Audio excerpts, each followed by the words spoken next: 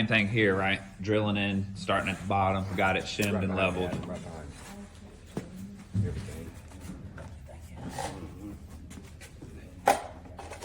Now the purpose of those fillers and stuff like that is even looking at what you got here, right? Yeah, so your top fillers and your will bottom. keep they help, take up the space. Yeah. Or, for example, you got something like this next to that. Yeah. A lot of times they'll put a filler in between so you can open doors and drawers. Okay. That way. And especially like in the corners too, right? Yeah. If you don't have an actual corner cabinet. Right, or if it'll- you're in a vanity on a wall where you've got a door right here, a lot of times they'll call for a filler. That way you have your drawer pass by the trim.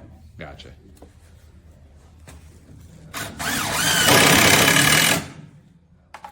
And then like here, you may be able to get an 8-inch on that bottom right there. You know what I mean? They make down to 8-inch sizes. And if it's not level here, then